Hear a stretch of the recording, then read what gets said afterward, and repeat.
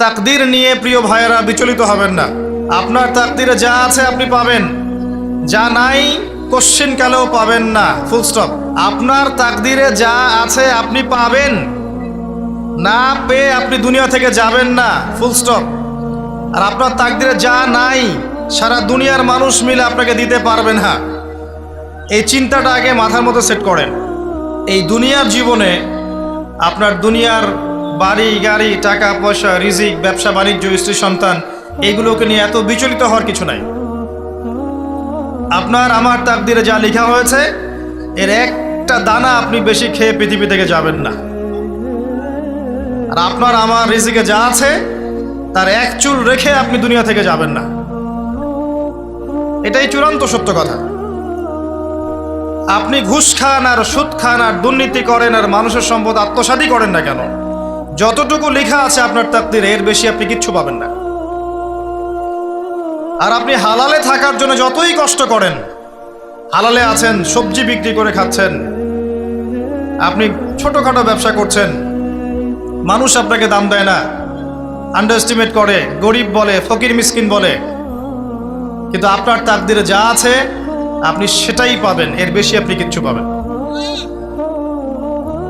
হুয়াল আউয়ালু ওয়াল আখির, আল্লাহ পাক প্রথম এবং আল্লাহই শেষ।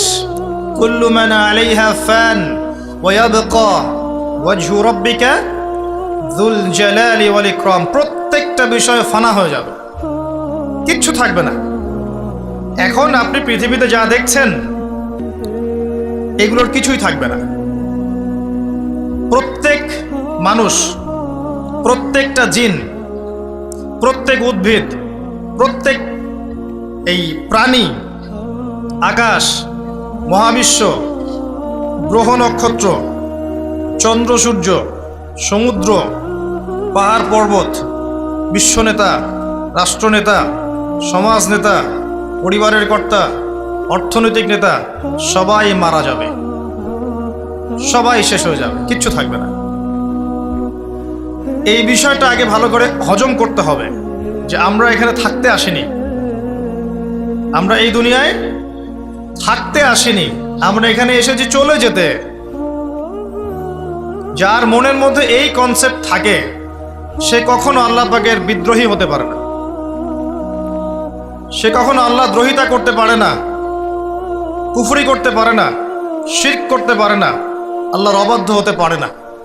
যার মনের মধ্যে এই চিন্তা বদ্ধমূল যে আমি এখানে থাকতে আসিনি, আমি এখানে মুসাফিরের মতো এসেছি, গাছের ছায়ায় বিশ্রাম নিচ্ছি, বিশ্রাম নিয়ে শেষ হবে চলে যাব।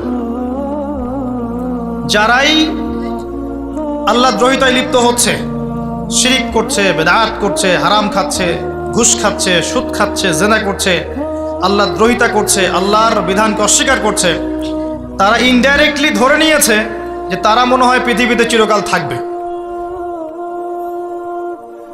কারণ যদি কিয়ামতের মাঠের কথা তাদের স্মরণ থাকতো তারা কখনোই কাজগুলো করতে পারতো না, পারতো?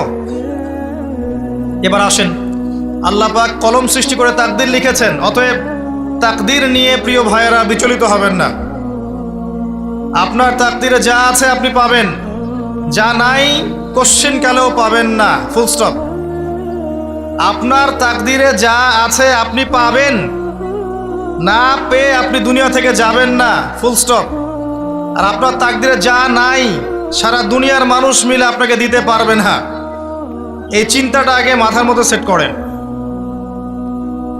এই চিন্তা যার মধ্যে ইনস্টল করা আছে সে আত্মহত্যা করে না কখনো, সে হতাশ হয় না কখনো, সে ভয় পায় না, আল্লাহর পথে চলতে গিয়ে পিছু পা হয় না, সে জালেমের সামনে মাথা নত করে না।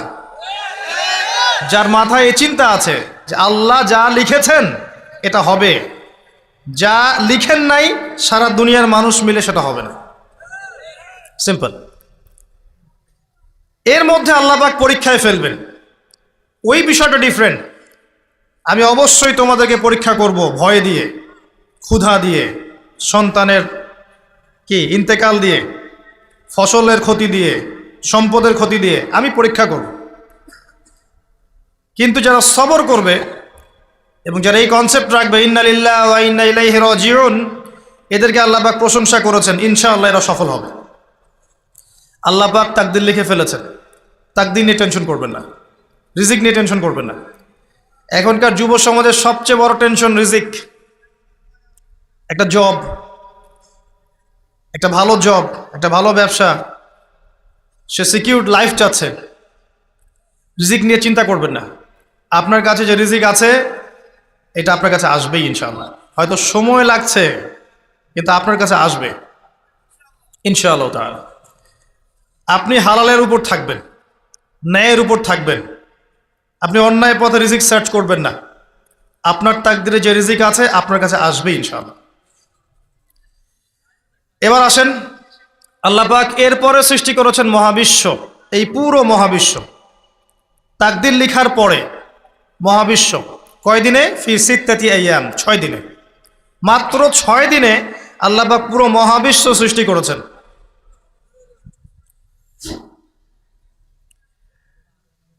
হুয়াল্লাযী খালাকাস সামাওয়াতি ওয়াল আরদা ফি সিত্তাতি আইয়াম সুম্মা ইসতাওয়া আলাল আরশ।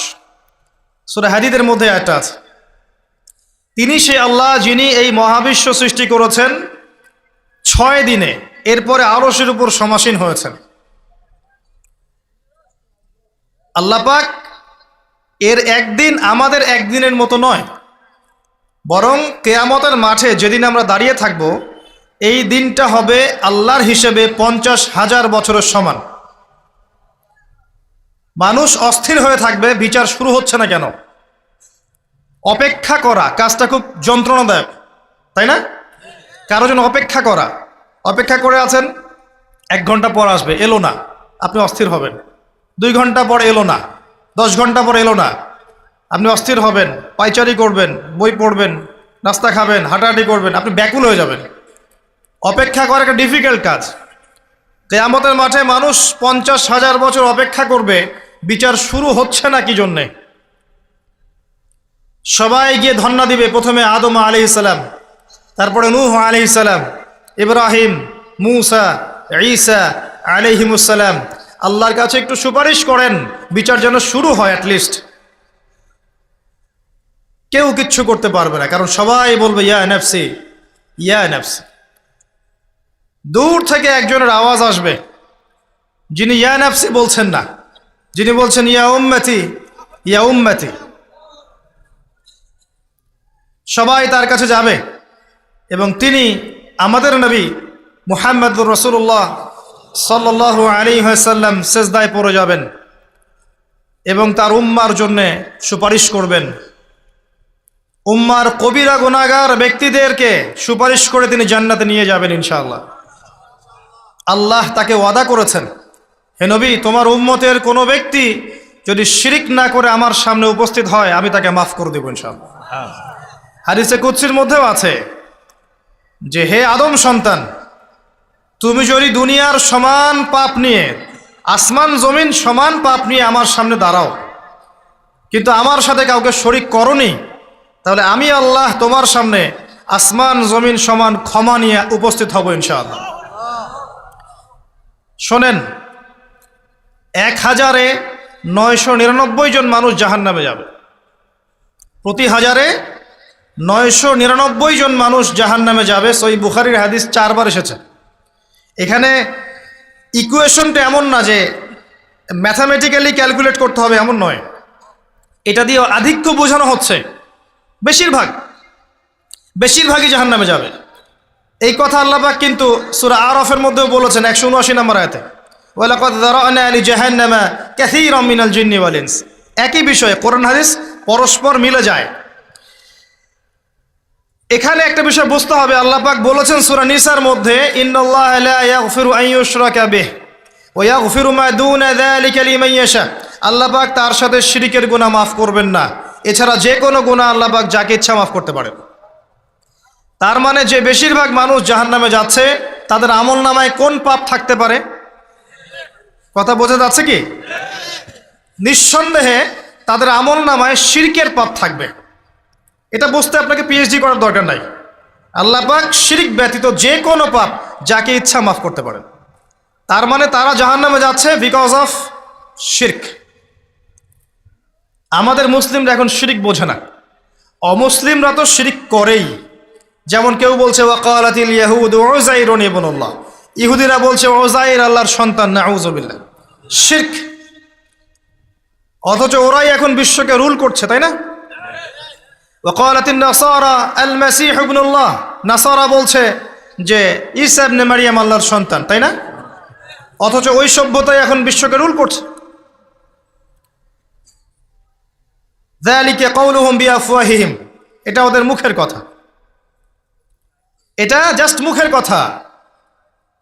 আবার অনেক সময় দেখা যায় যে আল্লাহকে বাদ দিয়ে আমরা মাধ্যম পূজাও করছি।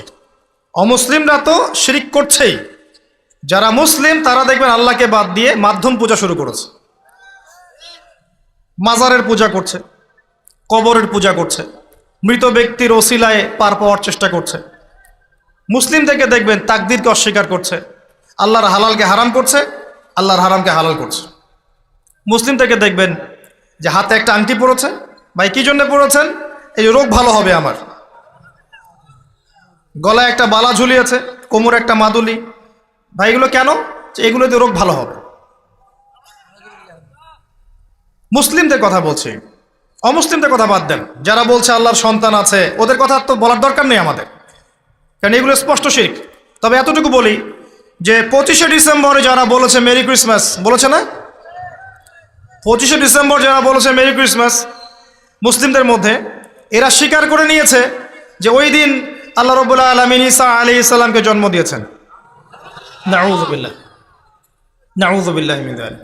আর এটা এত বড় একটা কথা, এই কথা যদি আসমান জমিন আর পাহাড় শুনে রিয়্যাক্ট করতে পারতো, থরথর করে কেঁপে ভেঙে যেত এরা।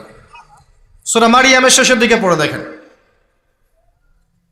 وقالوا اتخذ الرحمن ولدا لقد جئتم شيئا إدا تكاد السماوات والأرض يتفطرن منه وتنشق الأرض وتخر الجبال هدا। পরেন অর্থটা, আসমান জমিন পাহাড় যদি এই কথা শুনে রিয়্যাক্ট করতে পারতো, এরা চৌচির হয়ে যেত। এত বড় একটা কথা বলেছো তোমরা যে ঈসা আলাইহিস সালামকে আল্লাহ পাক জন্ম দিয়েছেন, নাউযুবিল্লাহ। তো এরা তো শিরক করছেই। মুসলিমরাও দেখবেন এই যেগুলো বললাম, আল্লাহকে বাদ দিয়ে অন্যের কাছে দোয়া করছে, আল্লাহকে বাদ দিয়ে অন্যকে সেজদা করছে, আল্লাহকে বাদ দিয়ে অন্যের কাছে নজর মানত করছে, আল্লাহকে বাদ দিয়ে অন্যের জন্যে জবাই করছে, আল্লাহর তাকদীরকে অস্বীকার করছে, আল্লাহর হালালকে হারাম করে নিচ্ছে, আল্লাহর হারামকে হালাল করে নিচ্ছে। দেখবেন মুসলিমরা করছে। এবার মুসলিম জেনারেশন, এমন একটা প্রজন্ম বের হয়েছে এখন, ইয়াং জেনারেশনের, তারা বলছে যে এই মহাবিশ্ব বিগ ব্যাং থেকে সৃষ্টি হয়েছে, আল্লাহ বলতে কিছু নাই। আপনি বোঝেন কি কারণে প্রতি হাজারে 999 পিপল জাহান্নামে কেন যাবে? কারণটা কি? শিরক। আর এই শিরকটা হচ্ছে আপনার চিন্তায়, আপনার কথায় এবং আপনার কাজে। চিন্তার মধ্যে শিরক। যেমন একজন ব্যক্তি চিন্তা করে আকীদা যে আল্লাহ ছাড়া অমুকও সন্তান দিতে পারে, এরকম আকীদা নাই মুসলিমদের? আছে। একজন বলছে আল্লাহ কল্যাণের মালিক আর শয়তান হচ্ছে অকল্যাণের মালিক। কথাটা শুনতে খুব ভালো লাগে না? অকল্যাণ হয়তো আল্লাহর পক্ষ থেকে আসে না, আল্লাহ পবিত্র, অকল্যাণ শয়তানের পক্ষ থেকে আসবে। ব্যাপারটা কি এমন? ভালো মন্দ, কল্যাণ অকল্যাণ, দুঃখ কষ্ট সুখ সবকিছু কার পক্ষ থেকে আসে? এমন নয় যে ভালোগুলো আল্লাহ দেন, অকল্যাণগুলো শয়তান দেয়, নাউযুবিল্লাহ। এরকম আকীদা আছে মানুষ। কিছু মানুষ বলছে তাকদীর বলতে কিচ্ছু নাই, মানুষ নিজেই তার কর্মের নিয়ন্ত্রণ, শিরক। কিছু মানুষ বলছে যে ভাগ্যই সব, মানুষের কাজের কোনো স্বাধীনতা নাই, মানে ভাগ্যই সব, আমার কাজের কোনো স্বাধীনতা নাই, আমি কলের পুতুল। চুরি করেছো কেন? আল্লাহ তাকদীরে লিখেছে তাই। সুদ খাও কেন? ঘুষ খাও কেন? রিলিফের মাল মেরে খাও কেন? আল্লাহ তাকদীরে লিখেছে তাই। এরকমও কিছু মানুষ আছে। প্রত্যেক পদে পদে আপনি শিরক পাবেন। আপনি আল্লাহকে ছাড়া সেজদা দেখতে পারবেন, আল্লাহকে ছাড়া মানুষ নজর করছে, মানত করছে, কসম করছে, কোরবানি করছে, সেজদা করছে, দোয়া করছে এবং ওসিলা পূজা করছে যে আল্লাহ বাদ দিয়ে অমুকে আমাকে পরকালে পার করিয়ে দিবে। নাউযুবিল্লাহ বলছেন ঠিকই, কিন্তু আমাদের দেশের বহু মানুষের আকীদা এমন যে আমাকে পরকালে পার করায় দেওয়ার লোক আছে, সমস্যা নাই। শোনেন, পরকালের প্রতিটা সুপারিশ আল্লাহর ইখতিয়ারে। একজন শহীদ, আল্লাহর পথের শহীদ, তিনি কিন্তু সুপারিশ করবেন, কিন্তু তিনি নিজের ক্ষমতায় করবেন না আল্লাহর ক্ষমতায় করবেন? আলেম, হাফেজ, আল্লাহর পথের যারা মুজাদ্দিদ ছিলেন, আল্লাহওয়ালা আউলিয়া মানুষ, নবীগণ, সিদ্দিকগণ, সুহাদা, সুপারিশ করবেন নিজেদের ক্ষমতায় না আল্লাহর ক্ষমতায়? আকীদা স্পষ্ট না থাকলে তখন আমল করতে গিয়ে শিরক হয়ে যাবে। আর শিরক হলেই কি হবে? ওই যে বললাম, প্রতি 1000-এ 999 জন মানুষ জাহান্নামে যাবে।